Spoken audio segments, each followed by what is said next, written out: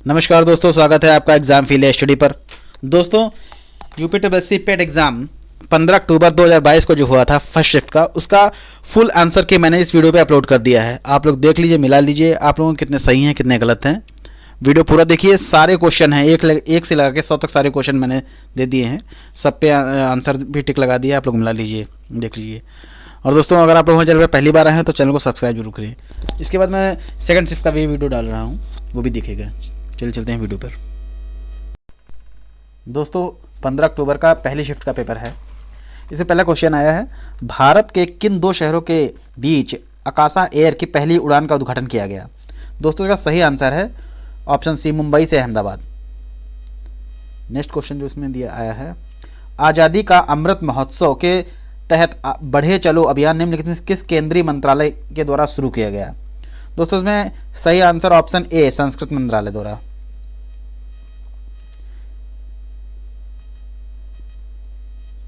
तीसरा क्वेश्चन है, भारतीय सेना ने जुलाई 2022 में डैश डैश नामक एक अखिल भारतीय उपग्रह संचार अभ्यास का आयोजन किया? दोस्तों, इसका सही आंसर है स्काईलाइट, ऑप्शन ए सही है बिल्कुल।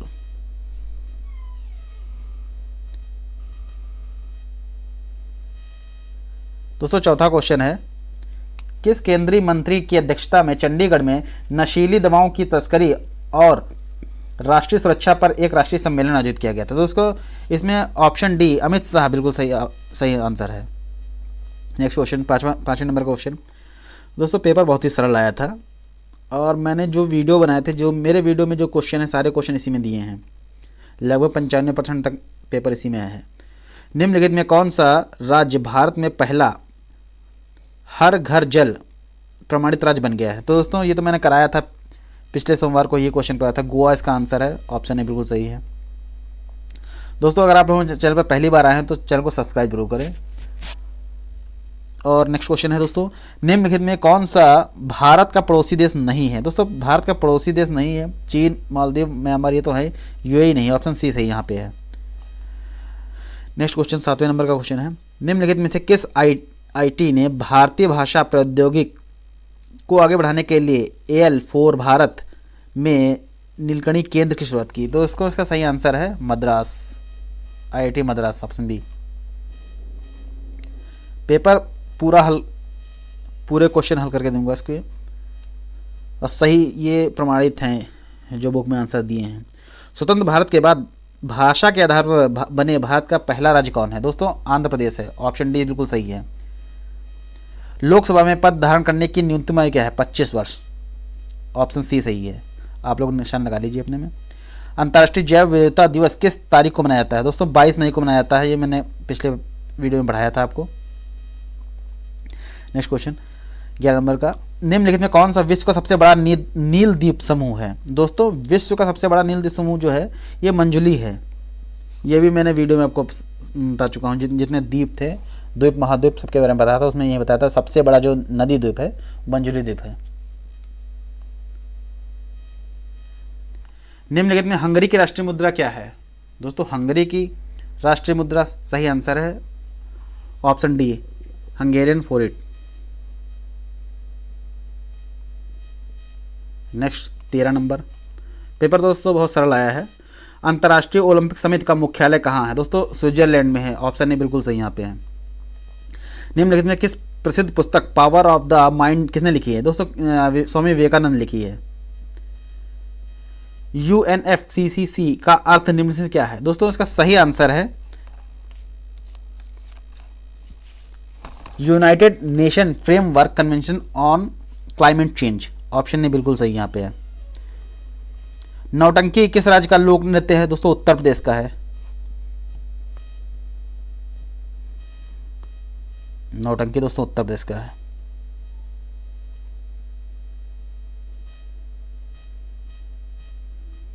अगला क्वेश्चन दोस्तों, हिंदी का है, जो पैराग्राफ आया था, मैंने पैराग्राफ तो नहीं दिखाया, लेकिन इसका जो आंसर है वो बता रहा हूं मैं।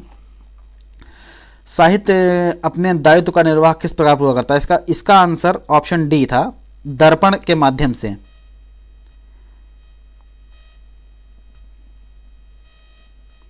नेक्स्ट क्वेश्चन का है, साहित्य केवल समाज का दर्पण क्यों नहीं है? दोस्तों इसका सही आंसर है ये ऑप्शन डी इसमें दिया है, क्योंकि साहित्य द्वारा समाज की विडंबनाओं और विसंगतियों के प्रहार करके उसमें सुधार किया जाता है। प्रस्तुत गद्यांश का सर्वाधिक उचित शीर्षक क्या था? दोस्तों ऑप्शन डी सही है, साहित्य और समाज।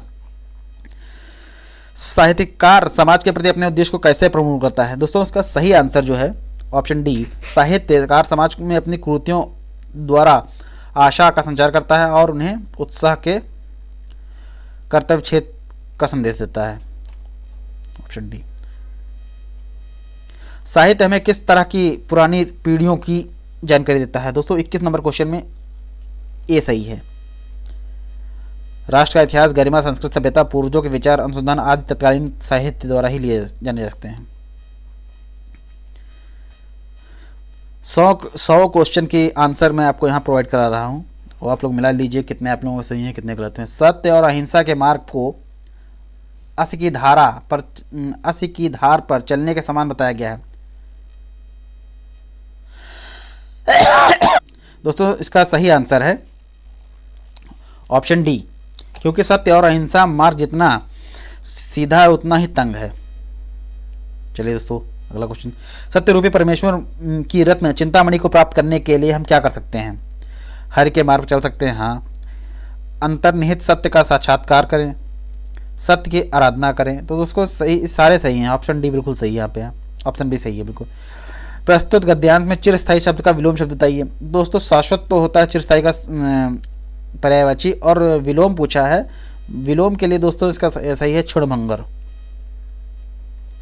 सत्य की तलाश कैसे की जानी चाहिए? इसका सही आंसर है दोस्तों श्रद्धा पूर्वक अंतः विद्यमान सत्य के मार्ग पर आगे बढ़ते हुए। ऑप्शन सी बिल्कुल सही यहाँ पे है। जिज्ञासु को सत्य व अहिंसा के पथ पर चलते समय संकटों का सामना करना चाहिए, संकटों के निमित्त को नाश करते हुए आगे बढ़ना चाहिए। ऑप्शन ए बिल्कुल सही यहाँ पे है, जिसने ऑप्शन ए लगाया बिल्कुल सही है। नेक्स्ट क्वेश्चन दोस्तों, 25 तक हो गए हैं। अब दोस्तों जो पाईग्राफ का क्वेश्चन आया था उसका मैं क्वेश्चन बता रहा हूँ। मैं आपको सिर्फ आंसर ही बता रहा हूँ क्योंकि इसको हल करने में बहुत टाइम लग जाएगा। जो 27 नंबर क्वेश्चन है, दी गई अवधि के दौरान कंपनी द्वारा भुगतान की गई बोनस की कुल राशि इस अवधि के दौरान भुगतान की गई वेतन की कुल राशि का कितना % है? तो दोस्तों इसका सही आंसर है 0.06%। मिला लीजिए, आप नोट कर लीजिए। 21 नंबर क्वेश्चन, 28 नंबर क्वेश्चन। 2011 में इन सभी मदों पर कुल व्यय 2015 में कुल व्यय का लगभग कितना % है? दोस्तों इसका सही आंसर है 68.33। ऑप्शन ए बिल्कुल सही है। इस अवधि के दौरान कंपनी को प्रति वर्ष ब्याज की औसत राशि चुकानी पड़ी। तो इसका सही आंसर है ऑप्शन डी 26.66 लाख। पाईग्राफ के दोस्तों सारे क्वेश्चन सरल थे, बस खाली लैंग्वेज ज़्यादा इसमें पूछी गई थी। ऑप्शन दोस्तों अगला क्वेश्चन है, सभी वर्षों के लिए करों पर कुल व्यय और सभी वर्षों के लिए ईंधन और परिवहन पर कुल व्यय के बीच का अनुपात क्रमशः लगभग कितना है? दोस्तों इसका सही आंसर है ऑप्शन डी 109 से अनुपात 151। चलिए अगला क्वेश्चन इसमें देखते हैं। वर्ष 2013 के दौरान इन मदों पर कंपनी का कुल व्यय कितना था? इसका दोस्तों सही आंसर है ऑप्शन सी 738.44 लाख। क्वेश्चन दोस्तों बहुत सरल आए हैं इस बार, बस लैंग्वेज टिपिकल है। अगला जो पाईग्राफ का है देखिए, इसमें इसका क्वेश्चन 32 है। अल्टो और क्विड में दिए गए 10 दिनों के दौरान अपने औसत गति के समान गति से एक दूसरे की ओर यात्रा कर रहे हैं। मिलने के बाद वे एक दूसरे के शुरुआती बिंदु की ओर यात्रा करते हैं। यदि शुरू में दोनों के कारों के बीच की दूरी 2300 है तो अल्टो और क्विड एक दूसरे से मिलने के बाद अपने गंतव्य तक पहुंचने में लगने वाला समय का अंतर ज्ञात कीजिए। दोस्तों इस प्रश्न का आंसर है 0 घंटा। ऑप्शन सी बिल्कुल सही है। और अगला क्वेश्चन जो है दिए गए 10 दिनों के दौरान मिनी कार द्वारा उसकी औसत गति से 875 किलोमीटर की यात्रा करने के लिए दिए गए समय का 10 दिनों के दौरान कार स्विफ्ट द्वारा उसकी औसत गति से 990 किलोमीटर की यात्रा करने में गए समय के अनुपात को ज्ञात कीजिए। दोस्तों इस क्वेश्चन का आंसर जो दिया गया है वो है 56 अनुपात 99। ये दोस्तों अपने में कैरी मैच कर लीजिए। और देखिए आप लोगों को कितने सही हैं कितने गलत हैं। अगला क्वेश्चन है इसमें, 10 दिनों के दौरान अल्टो और टियागो का औसत गति का अनुपात पूछ रहा है। दोस्तों इसका सही आंसर है ऑप्शन बी 25:26 इसी में से अगला क्वेश्चन इसी का है। 10 दिनों के दौरान टियागो मिनी द्वारा तय की गई कुल दूरी का अनुपात पूछा गया है। दोस्तों इसका सही आंसर आया है ऑप्शन डी 18:25 का।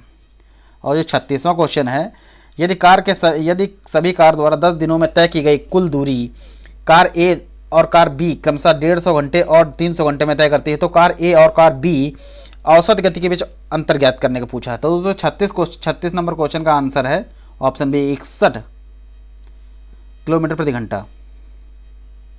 दोस्तों सिर्फ लैंग्वेज के हैं, बाकी इसमें इन क्वेश्चनों में कोई दम नहीं है। जो अगला पैराग्राफ का है इसमें 37 नंबर में 2003 के दौरान कंपनी में कार्यरत कर्मचारियों की संख्या क्या थी। तो उसका सही आंसर है ऑप्शन ए 5000 थी। ये सब लोग आप लोग मैच कर लीजिए कि आप लोगों ने किस पे लगाया है।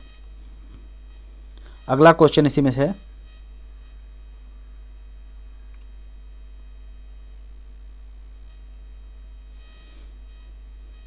दो 2000 से 2013 तक कर्मचारियों की संख्या में लगभग कितने प्रतिशत की वृद्धि या कमी हुई है।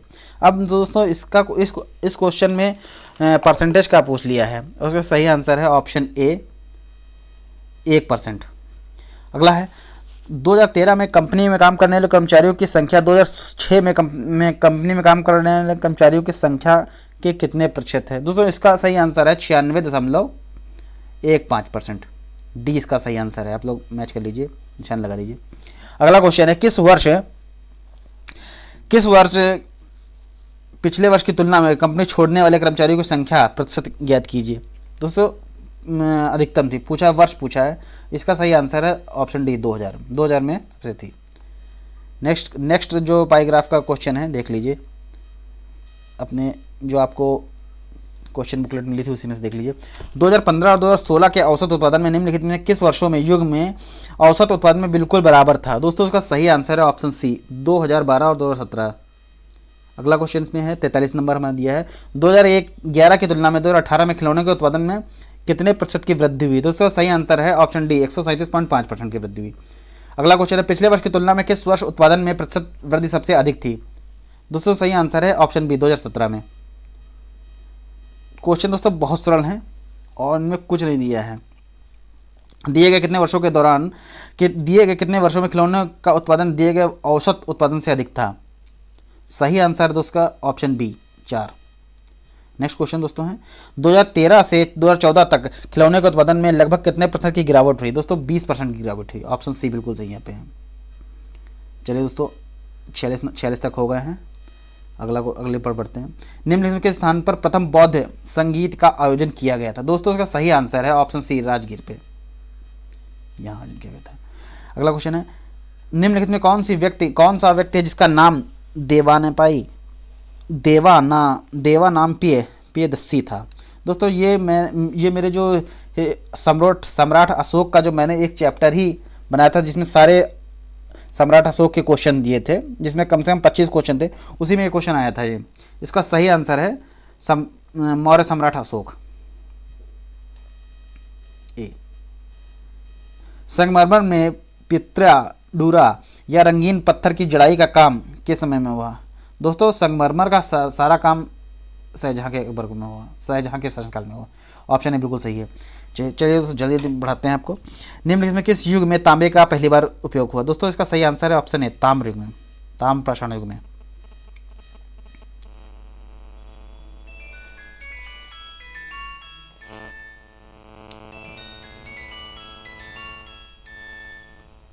क्वेश्चन है, भूदान ग्राम दान आंदोलन में किसके द्वारा शुरू किया गया था। दोस्तों इसका सही आंसर है ऑप्शन डी विनोबा भावे, बिल्कुल सही है। दांडी नामक यात्रा के दौरान निम्नलिखित में से किस सामाजिक कार्यकर्ता ने गांधी जी को आंदोलन में केवल पुरुषों तक सीमित न रखने के लिए राजी किया था। इसका दोस्तों सही आंसर ऑप्शन ए कमला देवी चट्टोपाध्याय था। अगला क्वेश्चन, जब ईस्ट इंडिया कंपनी की स्थापना हुई तब भारत पर निम्नलिखित में किसका शासन था। तो मुगलों को था। ऑप्शन सी बिल्कुल सही यहाँ पे है। अगला क्वेश्चन दोस्तों है, जीएस के क्वेश्चन दोस्तों बहुत ही सरल आए हैं, वन लाइनर क्वेश्चन सब आ गए हैं। सरकार के निम्नलिखित में किस अधिनियम के कारण बम्बई से सिंध प्रांत अलग हुआ था? दोस्तों इसका सही आंसर है ऑप्शन बी, भारत सरकार अधिनियम 1935। प्रसिद्ध युद्ध का नारा दिल्ली चलो किसने दिया था? दोस्तों सुभाष चंद्र बोस, ऑप्शन ए बिल्कुल सही यहाँ पे था। राष्ट्रवाद की पहली स्पष्ट अभिव्यक्ति निम्नलिखित किस क्रांति के साथ हुई थी? ऑप्शन बी, फ्रांसीसी क्रांति के साथ। सारे क्वेश्चन आप लोग टिक लगा लीजिए। निम्नलिखित में भारत में अक्टूबर की गर्मी का मुख्य कारण क्या था? दोस्तों मुख्य कारण है निम्न वेग से हवाएं जो चलती हैं उसी कारण होता है। ऑप्शन सी सही बिल्कुल यहाँ पे है। भारतीय मानक समय ग्रीनविच माध्य समय से आगे है दोस्तों, 5.5 घंटे आगे है। ऑप्शन सी बिल्कुल सही यहाँ पे है। निम्नलिखित में कौन सा जनसंख्या वितरण को प्रभावित करने वाला आर्थिक कारक नहीं है? दोस्तों ऑप्शन ए बिल्कुल सही है, खनिज। विश्व की सबसे ऊंची चोटी माउंट एवरेस्ट के बीच है, किसके बीच है? भारत और नेपाल। दोस्तों भारत और नेपाल के बीच नहीं है, भारत और नेपाल और तिब्बत के बीच है। ऑप्शन सी यहाँ पे सही है। बहुत लोगों को ये क्वेश्चन गलत हो गया होगा। भारत की पंचवर्षीय योजना का अंतिम स्वीकृत निम्न से किसके द्वारा दिया जाता है? दोस्तों सही आंसर है ऑप्शन सी, राष्ट्रीय विकास परिषद के द्वारा दी जाती है। किसी भी विकासशील अर्थव्यवस्था के प्रारंभिक चरणों में अधिकांश गतिविधियां डैश से संबंधित हैं। ऑप्शन ए बिल्कुल सही है, प्राथमिक क्षेत्र में। नेक्स्ट क्वेश्चन दोस्तों, निम्नलिखित में कौन सा हरित क्रांति के रणनीति का हिस्सा था? दोस्तों उपज देने वाला इसमें ऑप्शन बी बिल्कुल सही है। नेक्स्ट क्वेश्चन, निम्न से किस नदी को बिहार का शोक कहा जाता है? ऑप्शन बी बिल्कुल सही है दोस्तों, कोसी। आप लोग टिक लगा लीजिए। दोस्तों इसमें से जितने क्वेश्चन आए 95% क्वेश्चन मेरे वीडियो में दिए हैं। निम्नलिखित में कौन सा क्षेत्र सार्वजनिक क्षेत्र उपक्रम संसद के तहत एक विशेष कानून पारित करके स्थापित किया गया था? दोस्तों इसका सही आंसर है वैधानिक निगम, ए। नेक्स्ट क्वेश्चन दोस्तों, भारत के संघ कार्यकारिणी में निम्नलिखित में कौन शामिल नहीं है? दोस्तों राज्यों के मुख्यमंत्री, ऑप्शन बी शामिल नहीं है। निम्नलिखित में कौन एक वाणिज्यिक बैंक नहीं है? दोस्तों वाणिज्यिक बैंक सिडबी नहीं है, option B.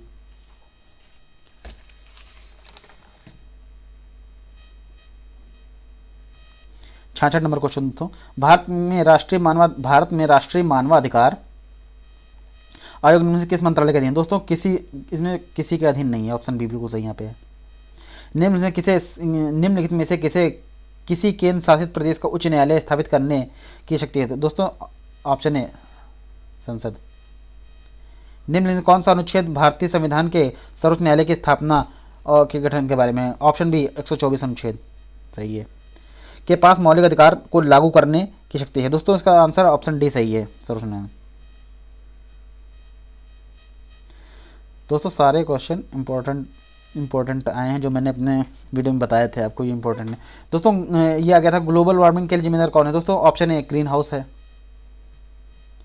Next question, pneumonia मानव के निम्न किस अंग को प्रभावित करती है? दोस्तों फेफड़ों को प्रभावित करती है, ऑप्शन ए यहाँ पे है।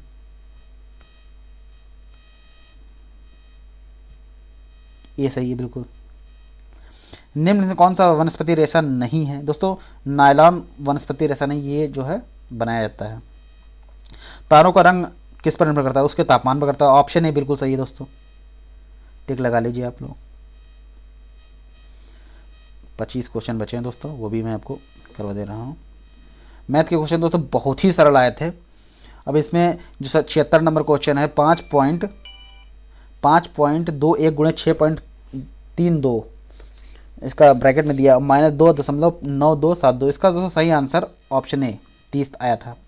दोस्तों 77 नंबर क्वेश्चन में सही आंसर 100 आया था, सी। और इसमें 40% व्यक्ति समाचार पढ़ते हैं, इसमें नहीं पढ़ते, इसमें सही आंसर ऑप्शन बी आया था, ऑप्शन सी 20% आया था। 5 परिणामी का औसत 46 है, इसका पहले 4 के 45 5वां, इसका दोस्तों सही आंसर 50, ऑप्शन बी आया है। दोस्तों 80 नंबर जो अंडर रूट में थे इसका प्लस करना था, इसका दोस्तों सही आंसर है 14.62। पादप कोशिका अभित्त निम्नलिखित में किससे बनी होती है? दोस्तों सेल्यूलोज से बनी होती हैं, ऑप्शन ए बिल्कुल सही यहाँ पे है, टिक लगा लीजिए आप लोग। हिंदी का क्वेश्चन तो बहुत ही सरल आए थे दोस्तों। इसमें पूछा है रंग 82 नंबर क्वेश्चन में शब्द युग्म में अर्थ बताइए। इसमें दोस्तों सही आंसर है इसका अवलंब अविलंब, ऑप्शन बी। 83 नंबर क्वेश्चन का विकल्प में पर्यायवाची पूछा है, इसका दोस्तों सही आंसर है ऑप्शन डी। किस विकल्प का सही युग्म है दोस्तों? इसका सही आंसर है ऑप्शन डी, नूतन पुरातन। ख्याली पुलाव पकाना मुहावरे का अर्थ है दोस्तों, इसका सही आंसर है ऑप्शन सी, असंभव कार्य करना। महर्षि शब्द का संधि विच्छेद दोस्तों पूछ लेगा, इसका सही आंसर है ऑप्शन बी, महा प्लस ऋषि। हिंदी के क्वेश्चन बहुत सरल थे दोस्तों। और दोस्तों इंग्लिश का जो आया था पैराग्राफ अनसीन, इसमें भी बहुत सरल क्वेश्चन आया था। इसका 87 नंबर क्वेश्चन का पहला सही आंसर है ऑप्शन डी, नो। उसके बाद यह जो 88 नंबर क्वेश्चन है वही वाला स्क्वाड कलेक्टेड, इसका दोस्तों सही आंसर है फॉर बीटिंग। 89 नंबर का सही आंसर है सेटिस्फाई, डिसअपॉइंटमेंट का दिया है। 90 नंबर का दोस्तों सही इसका आंसर है जो वन वर्ड, ऑप्शन डी। एक जो 91 नंबर है महिला का इशारा करते हुए, इसका दोस्तों सही आंसर है ऑप्शन डी, पत्नी थी ये। 92 नंबर का सही आंसर है ऑप्शन डी, 100। 93 नंबर क्वेश्चन का सही आंसर है शुक्रवार, ऑप्शन डी। 94 नंबर का सही आंसर है ऑप्शन ए, इनकम्प्लीटेड।